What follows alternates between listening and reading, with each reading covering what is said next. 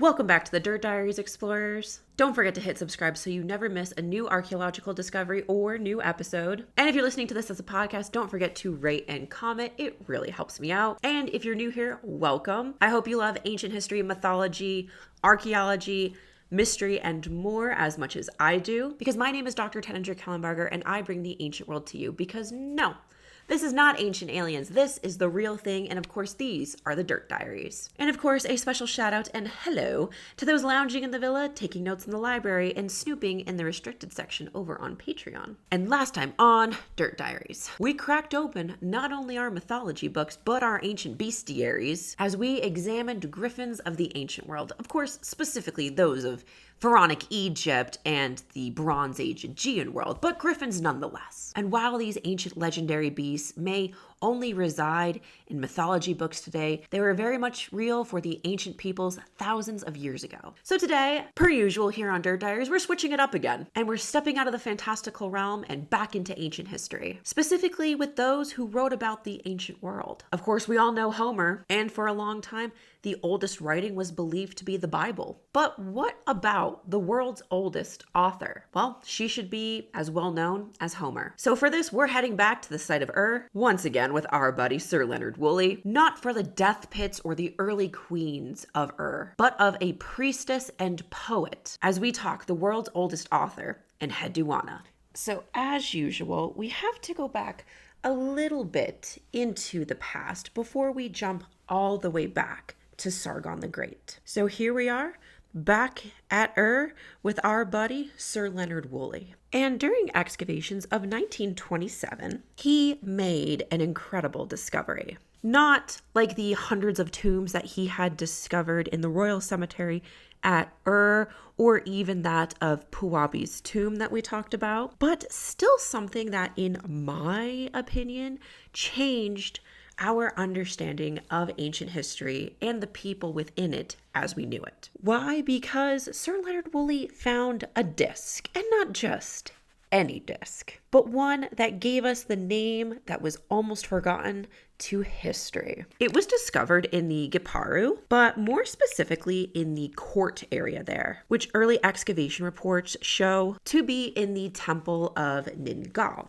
And you may be wondering, who's Ningal in ancient Mesopotamia? Well, Ningal was a goddess whose name can translate to mean queen or lady, and really, she is associated as being the wife of the moon god known as Nanna. Of course, Nanna also has many different names, but for the most part, for this podcast, I'm going to be using Nanna. Now, this is really interesting because this important piece here was not found in either the Sargonic graves or even the graves dating to the Ur 3 period, or even to any of the royal graves at the Royal Cemetery of Ur. Wasn't found in that level. And when found, it was discovered in pieces. So the image that you see here actually is it restored today. It was not found this way. It was uncovered in, I believe, 5 pieces.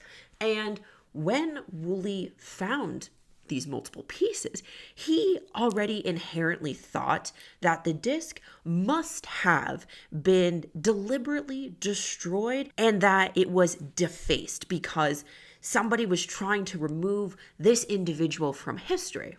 Okay, now we've got a bit of an investigation going on here, you know? What's going on? But while our buddy thought that the disc was deliberately broken and defaced, the evidence doesn't exactly support anything like that, especially in the case of defacing an object to remove the name of an individual, like how we saw in New Kingdom Egypt during Dynasty 18 after the reign of Hatshepsut, where her stepson Thutmose III, once he comes to power and rules after her death, you know, he and many of his followers and supporters would go out and systematically chisel away at her images and her names, basically so history wouldn't remember who she was.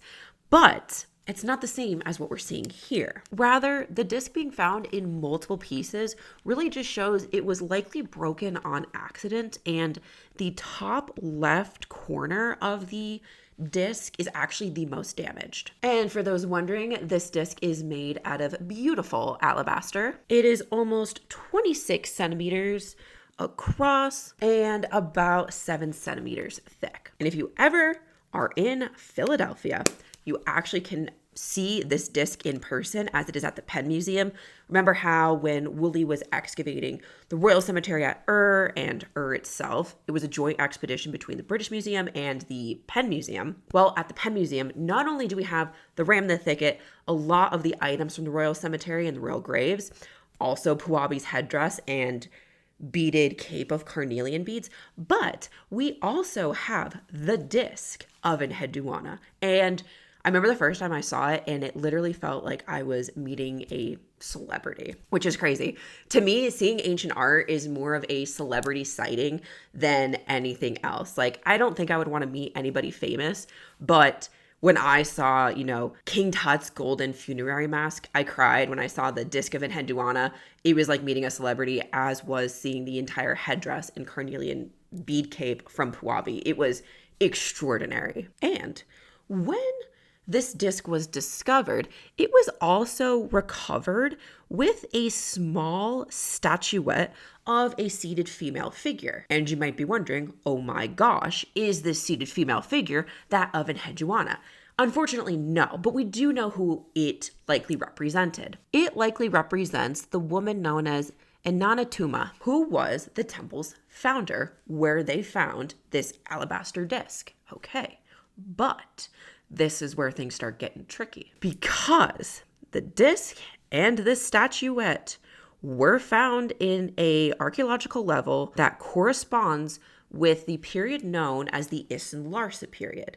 This period is roughly in the Old Babylonian period, right at the beginning. And this comes right after the Ur-3 period. It goes Ur-3 into Isin Larsa. And a little bit of a side note before I continue, but when I was in undergrad and one of my courses was focused on Egypt, the Near East, and ancient Anatolia, well, for a part of that class, we had to memorize king lists, and we also had to memorize a lot of dates and periods of what would go where, literally from the Bronze Age all the way through Alexander the Great. So not only were we getting the Bronze Age, we were also getting, well, before the Bronze Age, we also got a little bit of like the Chalcolithic period, so the Copper Age. Then we got the Bronze Age. Then we went to the Iron Age. And then we went all the way to Alexander the freaking Great.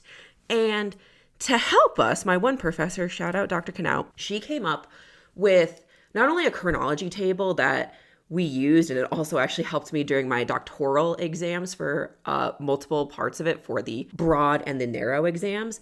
But with it, we also had a nifty tune to go along with our understanding of time periods and timelines to really help it stick. And I still remember it today. So how do I know Isin Larsa and Old Babylon and Ur-3 and everything? It's because of this nifty tune, and because I can't sing. I'm just going to say it to you guys. So it goes. Sumer Akkad, Gut Ur-3, Isin Larsa, Oas, OB. And you might be wondering, what the heck is Oas? What's OB? OB, Old Babylon. Because there is, in the Iron Age, Neo-Assyria, Neo-Babylon. So we need an old and a new. Then it goes Hittite, Kassite, Nas, NB, Neo-Assyria, Neo-Babylon. Persian Alex in 333, Alexander the Great. Nifty little tune, shout out Dr. Canal. So, because the time period of the disc where it was found and the statuette, it comes after the life of Enheduanna. So for reference, the Old Babylon period and Isin Larsa, this really is around, let's call it roughly 2000 BCE. And Enheduanna, of course, depending on your chronology, Enheduanna is roughly around 2250 BCE. So it's close, but it's still multiple generations apart. But let's talk the disc and what's on it, because this is the most important. So on the disc, it is carved in relief, and we see 4 figures who are facing an altar. They are likely carrying offerings and are part of a procession, performing a ritual, or a sacred rite. And as the joke in archaeology goes, if you don't know what it is, it's likely ritual. So this is likely believed to be part of a ritual, whether it was denoting an actual event that occurred, we're not too sure. But of course, when we're looking at the individuals depicted, hierarchy of scale becomes our best friend again, because it will always help us figure out who the most important person in the scene is and why. So the most prominent figure is not the one in the front of the procession. She is actually the second one in from the left side. And she wears a headdress and a layered or flounced skirt or garment. Really, really beautiful. And an inscription actually tells us as the reader, and we love this as archaeologists, everything that we need to know. So the inscription actually identifies this female as Enheduanna, priestess of the god Nanna, servant of the goddess Inanna, daughter of Sargon, king of the world. Pretty cool. That's quite the lineage. And what's really, really cool about this disc is not only do we have art that identifies her with a matching inscription, because we love that, but what's interesting here is that she is the only known author in the entirety of Sumerian literature whose name that we actually know. And she holds the record at being the world's oldest named author. And within the 2,500 year span of Mesopotamian history, she is also the only author that we have a contemporary image of, which is so, so cool. So who is this Enheduanna? Because we learned quite a bit from that inscription. We know her job titles, we know who she's roughly related to. And I say roughly related because we don't have a paternity test that can tell us, yes, Sargon, you are the father. But for the most part, historians do recognize that she was likely a daughter of Sargon. But we got to break her name down first and foremost. And her name is Sumerian. And breaking it down, for the first part, we have En, which translates to high priestess. And then we have Enheduanna, which translates to ornament of heaven. What a beautiful name. High priestess, ornament of heaven. Truly fitting for a priestess of the moon god Nanna. But because Enheduanna was likely originally from Akkad, she would have had a different name. But upon her father conquering the area and them moving to she would have likely adopted a Sumerian name, as well as a title to fit in more, to assimilate. Now, because most scholars have come together and they've stamped their seal of approval to say, yes, she was likely the daughter of Sargon the Great. Awesome. We unfortunately do not know who her mother was. One of the wives that we do know, who is also named as being a wife of Sargon, is a woman by the name of Tashlotum. But of course, as Sargon being, a ruler, a king, a conqueror, he likely had more than one wife. But we only know one's name. So we're not too sure if she was the mother of Enheduanna or if it was, another woman who may have been a secondary wife, perhaps a concubine. We just don't have any other names. But we also do know that she was one of at least 5 children of his. And due to her lineage, she actually received more than many people would have and had opportunities that others would not have ever gotten to experience in their lifetime due to her lineage. Of course, this is being able to learn how to read and write. And because of her literacy, this made her a really great candidate for a high-ranking position when her father conquered the site of Now, why would, her father want this for her? Well, because Sargon had to continually legitimize and re-legitimize himself and his rule. Because Sargon himself was not royal. Yeah, he actually took the throne for himself. So the spark note of his story is that he was believed to be a cupbearer back in the day for the king that he served. And he served King Zababa. And being a cupbearer back in the ancient Bronze Age, well, you were basically second only to the king. You wielded a lot of power. And of course, after some time with King Zababa and going up against Lugal-Zaghazi of Umma. Well, he became king, he conquered everything around him, and he took the name Sargon. And while Sargon bore the world's oldest named author in history, well, Sargon also holds a record himself, where he holds the record of having the world's first professional standing army, which, as a girly pop who studies ancient weaponry and combat iconography, that is pretty cool. So to maintain his powers, because Sargon already showed the world that he could conquer and win wars, how else was he also going to hold and maintain his power while also legitimizing his rule? So by placing his daughter in this position, he had, at that point, planted somebody in the city of who he could trust to keep an eye on that area, and who he also trusted because it's your family. Which, sidebar, I also know that there's a lot of families, especially when we look at the Ptolemies, who will turn on each other. But Sargon and Enheduanna, they could trust each other. And so he gave her the position of the high priestess serving the moon god, Nanna. And with this position, she held quite a bit of power, not only in the religious sphere, but she also wielded power in the social, political, and economic realms. Of course, as a high priestess, she would perform rituals and rites in the temple. She would have left offerings to their gods, and more. And if she wasn't already bilingual by the time that she was instated to this high-ranking official position, she likely would have learned Sumerian shortly after, which really just goes to show how well educated, well read, and how intelligent she was.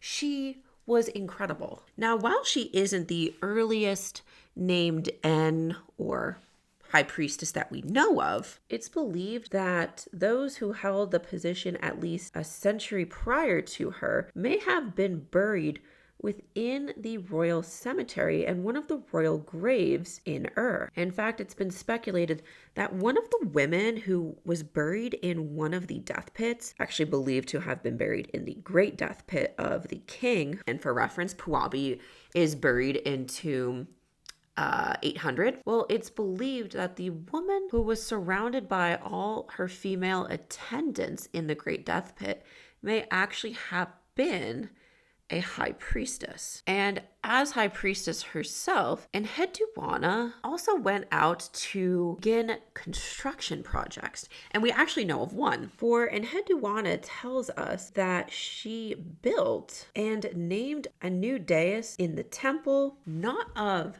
Nanna, whom she served, but of another Mesopotamian god, specifically the goddess Inanna. And this is the Sumerian equivalent of the Akkadian goddess Ishtar. So why would she want to do building projects for another god? Well, it's believed that Enheduanna and her father Sargon heavily worshipped and venerated the goddess Ishtar. So by worshiping and dedicating herself and many of her works, both writing and construction, to Inanna, she was able to maybe feel fulfilled that way while she was in a different, city-state. Now, I'm sure some of you guys are asking yourselves, well, how old was she when she was instated as a priestess to Nanna? That's a great question. So scholars mainly believe that if she was put in this position by her father, Sargon the Great, then she likely would have been put in this position as likely pretty young. And in some inscriptions that go over how she was chosen to serve Nanna as his En, we see one inscription and description of her being described as the pure En of Nanna.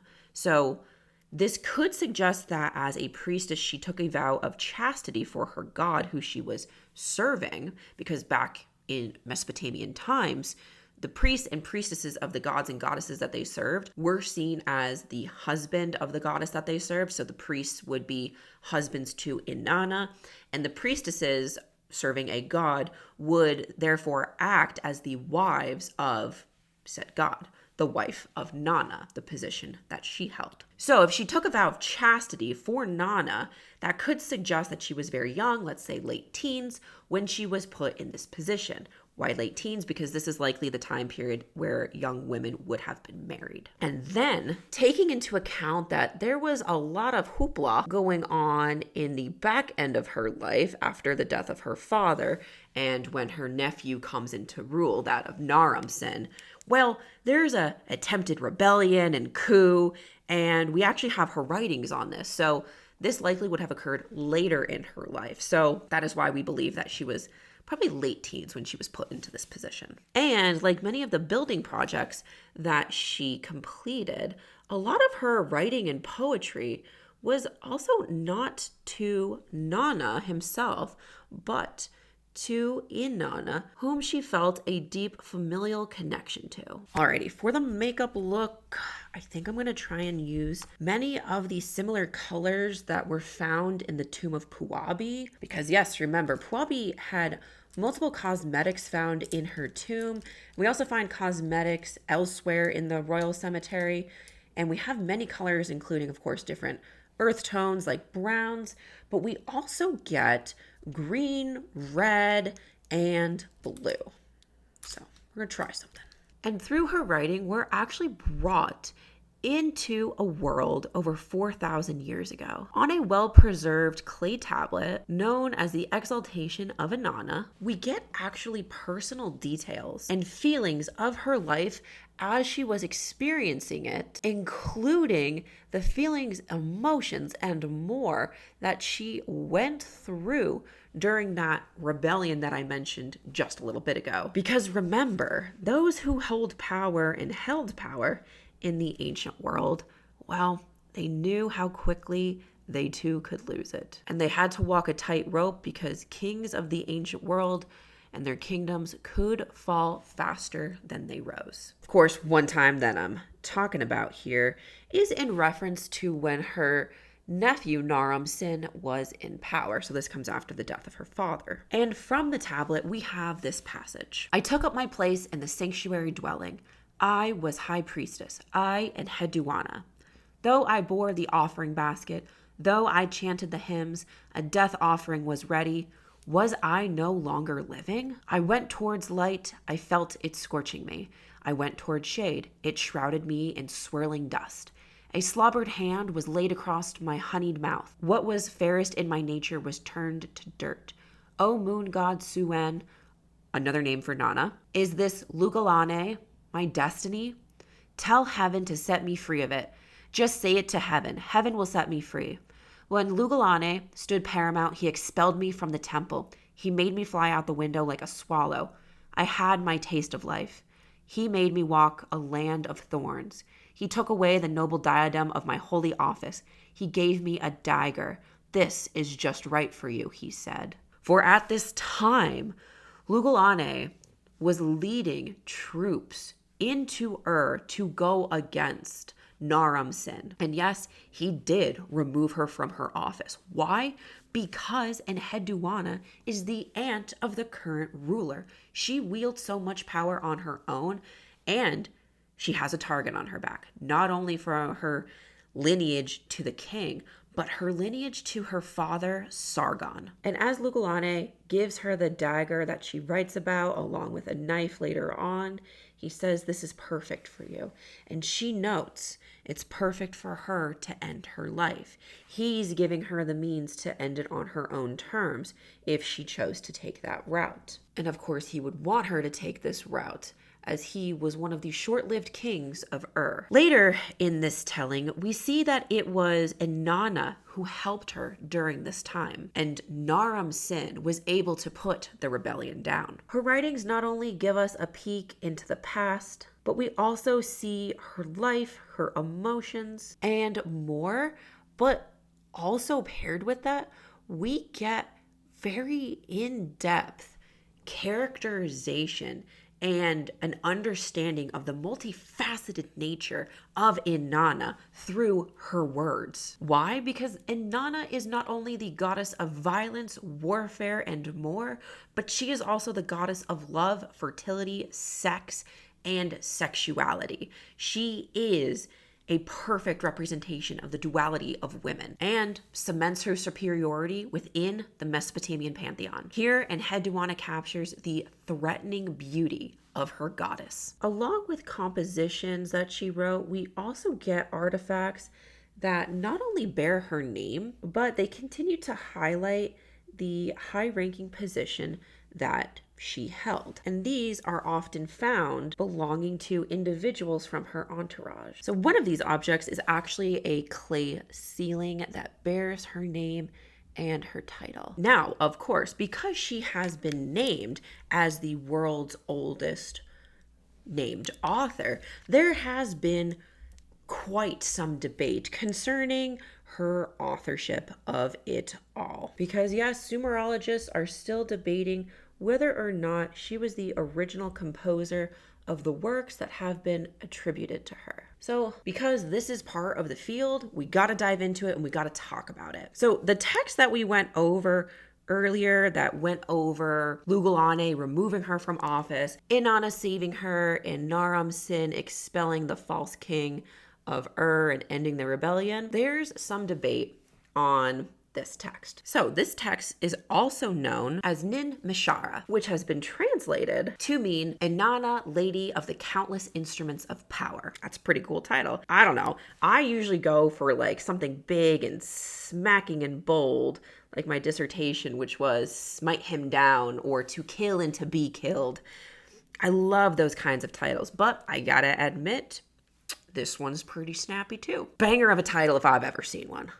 Okay, but moving on. So this text has actually been revered as a sacred writing and sacred text of Mesopotamia, with around 100 clay tablets existing bearing this writing. And these are all later copies, which is really cool. Except, as I just said, these are later, and all of these actually post-date her, meaning they come after her death, which this has led to the authorship debate. And these later copies of the text and these 100 tablets or so that bear these writings were likely copied and recopied by scribes up to 500 years after her death. So, Sumerologists have been battling this question of, did she originally write this? And almost 40 years later, into this question, Sumerologists are no more closer than they were before. But rather, the conversation seems to have shifted as scholars are bringing up new approaches to how we view authorship, not only through their works, through the author's works and everything, but how said author engages with and are sustained by their literary community that is, around them and supporting them. So the literary community for Enheduanna, I would argue, would be the scribes who are continually copying and recopying the earlier works that were attributed to her. Now, going through this debate and looking at scholarship that is currently going on in this field and on this topic and the debate of authorship, I have looked and really have found the work by Dr. I'm so sorry if I mispronounce this. I understand what it's like to have somebody mispronounce your name, so I'm so sorry. I'm giving it everything I have. Dr. Haley? Haley? I'm so sorry. But I really agree with his work. And he is an incredible scholar. He has done, multiple publications on authorship and has translated works done by Enheduanna and the Epic of Gilgamesh. So really great scholar. Now in his work, he really reshapes the question of this argument that it shouldn't be whether or not she actually wrote these pieces, whether or not she wrote the Exaltation to Inanna, whether or not she was the one who penned the temple hymns. Nay, that shouldn't be our question. That shouldn't be the forefront of this debate. The forefront of this debate and discussion should shift to the creation and understanding of authorship, because once these works were attributed to her, the notion and understanding of authorship and authorship itself came into existence. It came into being at that moment in time, which I know we're getting kind of theoretical here, but I do understand his point. I don't think that we should be focusing and hyperfixating on whether or not she took stylus to clay tablet and wrote these texts. But the fact that these texts were attributed to her at a point in time and copied and recopied by scribes up to 500 years after her death, and these texts were already attributed to her, that our focus should shift on the emergence and birth of authorship at that point in history. Because authorship itself brings in aspects of memory, tradition, cultural heritage, and more. So for example, we know that a historical Enheduanna existed, but we should shift our conversation to not only be, was she the one who put stylus to clay, but having a larger theoretical discussion on authorship and the role that her works also play into it. It's kind of similar to what we see with Homer and the Iliad and the Odyssey, for we know that a historical Homer likely existed in pre-7th century BCE Greece. We know that. But the works of the Iliad and the Odyssey have been attributed to him. But the conversation has really shifted to understanding and further analyzing, was Homer the genius behind the story of the Iliad and the Odyssey with a well-developed Greek pantheon and the Trojan War? Or was he the individual who has been attributed to these works, who he was the first to put these stories down somewhere, and that these stories may have come from a long-held oral tradition? It's kind of similar in my own work. Of course, it predates Homer by centuries, and the artwork of the victorious warrior and the scenes of martial iconography between men and later military training scenes at the end of the Bronze Age, they really emulate the same scenes that Homer later describes. But of course, they are separated by time and space. But it does raise the question of how stories were being told, captured, understood in both the realm of art and material culture. How are people using it, in personal ornamentation, like seals and everything? And how were they understanding it as a whole? Did it come from a much longer oral history and tradition? Now, I do agree with this work being done and how we should be really reanalyzing and reshaping our understanding for authorship, or even co-authorship, of were other people also playing pivotal roles in the creation of these stories. And this is such an interesting concept that also makes a lot of sense. Why? Because we can't treat how we understand authors and authorship today as we are viewing authors and authorship from thousands of years ago. I think that, how stories and writings were created and recreated and reproduced and copied and recopied, we don't really have that today. It's not the same as when, authors are writing things and it goes into press and publication. How authors are interacting and reacting with their communities around them is also much different than how ancient authors like Homer or even Enheduanna were interacting and reacting with their communities around them. Why? Because that population would have been much smaller for their communities. Why? Because not everybody was literate back then. So it's going to, need to be reshaped in how we discuss and understand authorship, ancient authorship at that. So for Enheduanna's legacy, she represents the role that women played in the ancient world, especially during the 3rd millennium BCE. And it truly shows that we would not have history without them. Of course, it is Virginia Wolfe who is credited with writing. For most of history, Anonymous was a woman. Yet today, a name arises from one of the cradles of civilization, a priestess and poet whose verses still echo through time today. Her words and legacy are preserved on clay from almost 4,000 years ago. And she cements her place in a history that almost forgot her. She is Enheduanna. So that is where I'm going to leave you guys for Enheduanna. I know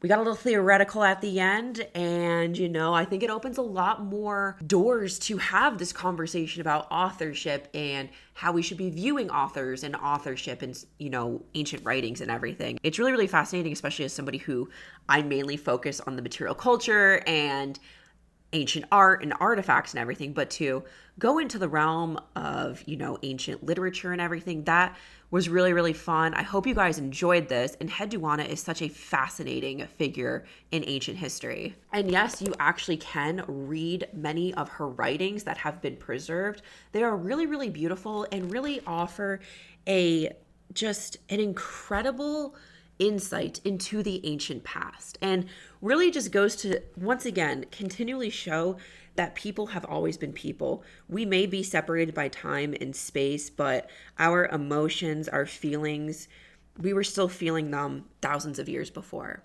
And it's just through these poems that we can see sparks of humanity from 4,000 years ago. And I don't know, to me, that's really, really cool that like Homer, like in Enheduanna, we're still talking about them today. We're still talking about the Epic of Gilgamesh.